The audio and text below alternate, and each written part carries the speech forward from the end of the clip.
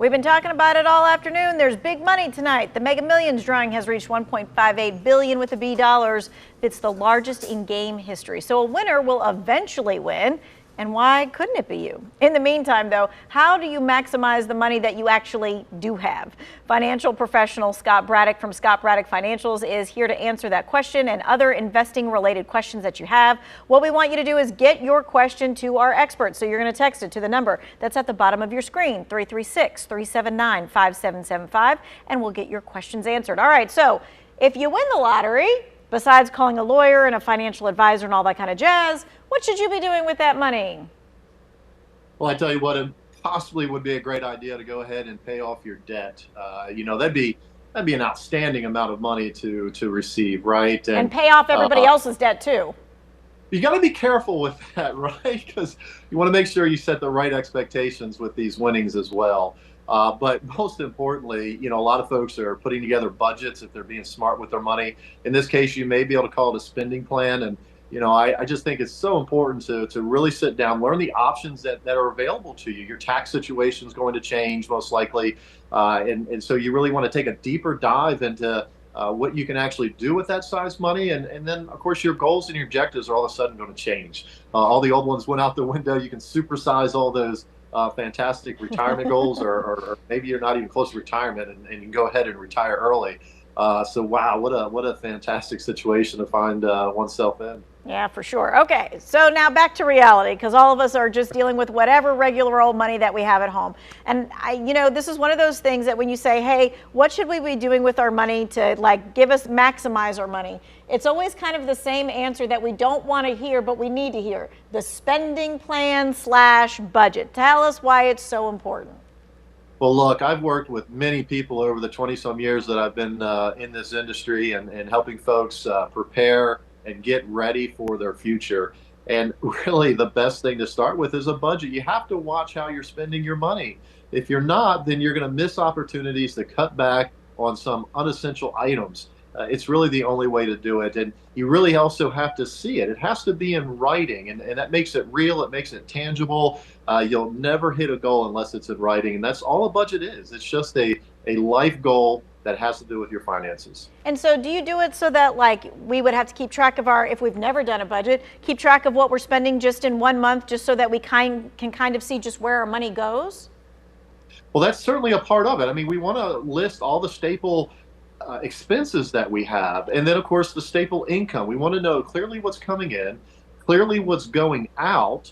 And then from there, yes, let's take a look at the last 3 months. And then now that we're focusing, let's watch a little bit more carefully the next month and see if there can be some changes.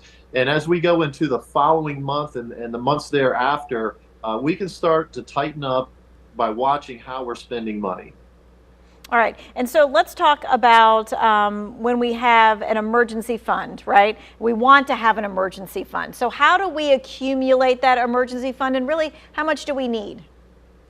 I'll tell you, an emergency fund has never been more vital for folks. And anyone that had one, or even if they didn't going into COVID, they really understand the importance of having money set aside to cover expenses just in case the unexpected occurs. A great way to start this is have a certain amount of money taken from your paycheck that goes into a savings type of account.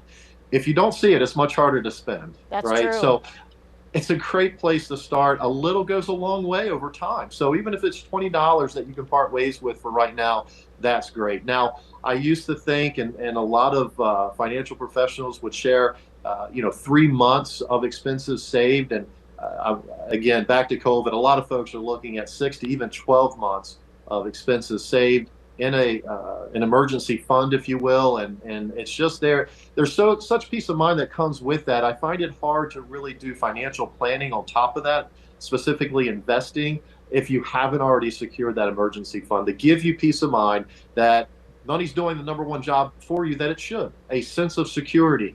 You can't have that unless you have that emergency fund and a buffer at the bank. I like what you put on there. That first line on the graphic was, it can be $10, it can be $20, it can be $50. It doesn't have, I think when we think emergency fund, that we have to be setting aside like $1,000 at a time. No, that makes it painful. That hurts. And that's quite hard for a lot of folks. I'd say for the average person, that is hard. So you're correct. $10, $20, just start somewhere. And then it is amazing, though, as you have a budget in place, you start to watch how you're spending money, find ways to cut back. At the same time, you have to do this at the same time. You're also saving $10, $20 per month. That amount will start to increase over time as you get excited about seeing and by the peace of mind it offers you that account grow at the bank. All right, You'll now start to. some people, you just mentioned cut back on spending. So, and I know a lot of people kind of might need a little push to be like, okay, like cut back on spending how? And so you had a couple of options, thoughts of how folks could cut back on spending, even just like meal planning. Well, yes, meal planning is a great idea. The one that I really see work the best, though, is if you can set yourself up for 1 week out of the month. Maybe we have to start with half a week. I get that. But if we can get to a point where 1 week out of the month, we're not spending money, we're not going out to eat, we're not going to the movies. And of course, we have to buy our groceries. We plan for that ahead. But if you can cut out as many extras as you can for an entire week, that is impactful. So we're not going It out to really get helps. coffee. We're making the coffee at home. We're not going to even spending the $1.50 at the, vending machine at work. Look, it's discipline. I know it can be somewhat painful, but I assure you, over time that gets easier.